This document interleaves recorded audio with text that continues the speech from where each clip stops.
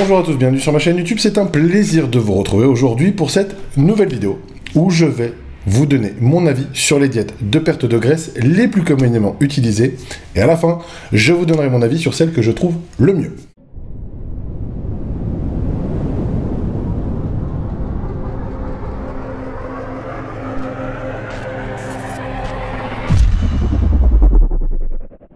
Nous vivons une époque où l'on maîtrise relativement bien les processus de perte de poids et par conséquent les diètes associées à la perte de poids. Néanmoins, ces dernières années, on a vu toute une armada de différentes diètes arriver avec des approches relativement opposées.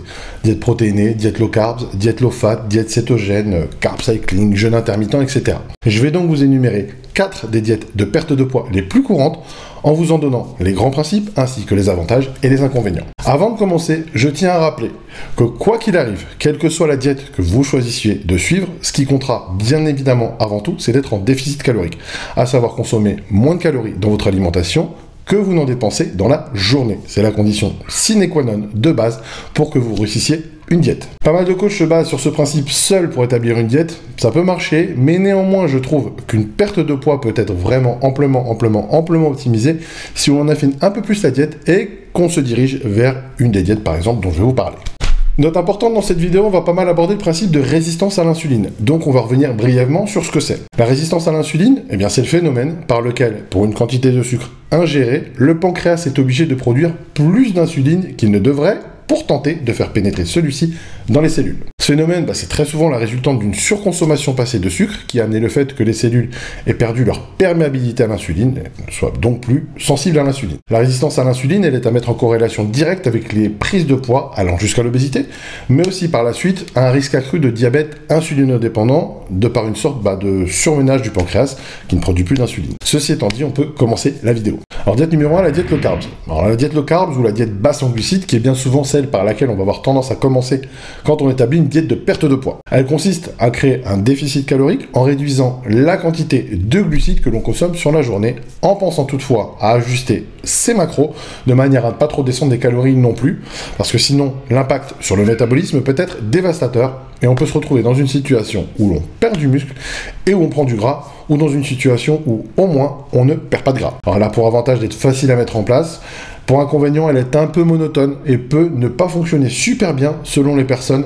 Et ça, c'est du domaine du ressenti personnel en tant que coach, au moins sur ceux qui ont une forte résistance à l'insuline ancrée depuis longtemps. Mais je conseille quand même de commencer par ce type de diète afin de voir ce qui fonctionne ou pas chez vous. Diète numéro 2, la diète cétogène. Alors là, on va parler d'une diète que j'adore puisque j'ai même fait ma première vidéo YouTube à son sujet et il s'agit donc de la diète cétogène. La diète cétogène, c'est une diète peu conventionnelle qui a pour principe de vous faire consommer une grande partie de vos calories en provenance des lipides, donc environ 70 à 75% de vos calories, et le reste de vos calories proviendront des protéines, soit 25 à 30% de vos calories et pas plus. Et il ne doit y avoir dans cette diète que des traces de glucides qui proviendront des légumes que vous consommerez, mais on essaie vraiment de se situer sous la barre des 25 à 30 grammes de glucides consommés par jour dans cette diète, sinon votre corps n'entrera pas en état de cétose, à savoir un état où le corps utilise ses acides gras stockés à des fins énergétiques. Cette diète est idéale pour les accros au sucre, puisque l'on peut observer qu'après quelques jours à suivre cette diète, les fringales de sucre se font quand même moins pressantes et les envies de sucre reviennent sous contrôle. Elle a pour gros avantage d'augmenter rapidement la sensibilité à l'insuline, ce qui fait que par la suite, en retour sur une diète normale, votre corps va mieux gérer les glucides que vous consommez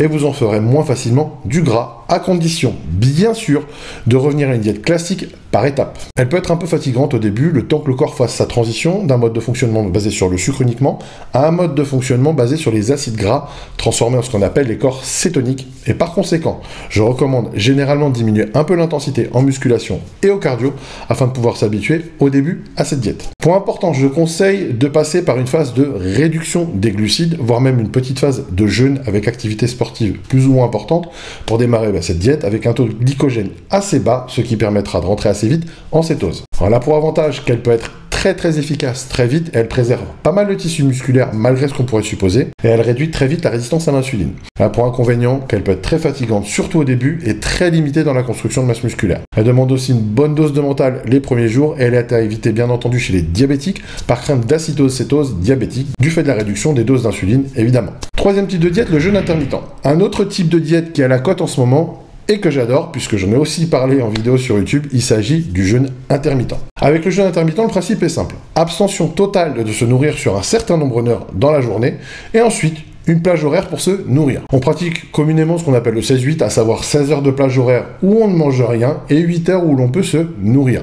Le jeûne intermittent présente plusieurs avantages. En effet, le temps pour se nourrir étant limité, le nombre de calories ingérées est donc quasi systématiquement plus faible que si l'on se nourrit sur une journée complète. Le déficit calorique est donc acquis sans se prendre la tête. Mais le jeûne intermittent présente aussi, entre autres, deux avantages non négligeables et pas forcément connus. Tout d'abord, il aide énormément à réguler la faim, puisqu'il a été démontré qu'il a une action positive sur le taux de gréline. Et la gréline, c'est l'hormone de la faim, en abaissant le niveau de celle-ci au bout de quelques jours seulement. D'ailleurs, ceux qui ont déjà fait le jeûne intermittent ont pu s'en rendre compte, au bout de 2 à 3 jours de ce type de diète, on ressent nettement moins la faim que lorsqu'on est dans le cadre d'une diète classique de perte de poids, où l'on se nourrit normalement sur toute la journée. Alors là, pour avantage qu'elle régule l'appétit très vite et ressensibilise vite le corps à l'insuline, elle a une action antifragale très intéressante grâce à la baisse du taux de gréline. Elle a pour inconvénient qu'elle demande une gestion millimétrée du temps imparti pour se nourrir, de manière à avoir suffisamment quand même de calories sur le timing prévu. Diète numéro 4, la diète cyclique ou carb cycling.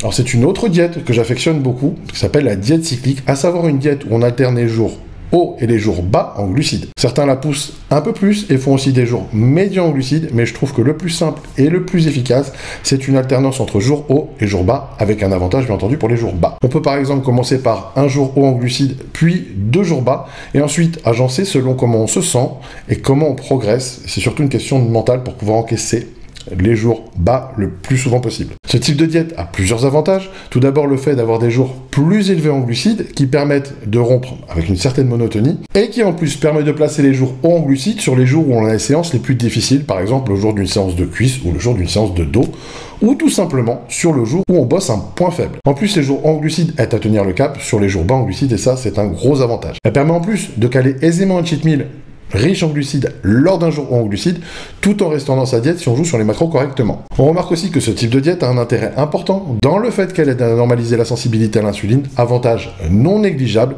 et je trouve qu'elle peut aussi faire effet très vite. À titre personnel, elle a prouvé aussi son efficacité dans la capacité à relancer la perte de poids lorsqu'on est un peu en perte de résultats sur une diète low carb classique par exemple. Elle a pour avantage qu'elle ressensibilise assez vite à l'insuline et qu'elle rompt avec la monotonie. Elle a pour inconvénient qu'elle demande un peu de rigueur en termes d'organisation des séances et de planification à l'avance des repas. On peut avoir un peu faim au début sur les jours bas en glucides, donc il vaut mieux ne pas se fixer un nombre de jours low carbs consécutifs trop important, au moins au tout début. Puis après, l'appétit se régule et ça va mieux. En conclusion, la meilleure diète pour moi, eh bien c'est simple, c'est la diète qui vous conviendra le mieux et que vous arriverez à suivre le mieux, le plus longtemps possible. Même si mon cœur balance, vous le savez, pour la carb cycling et la diète cétogène, du fait que ce sont des diètes avec lesquelles j'ai pu avoir des résultats assez impressionnants, il faut le dire, chez des personnes en plus qui avaient du mal à perdre.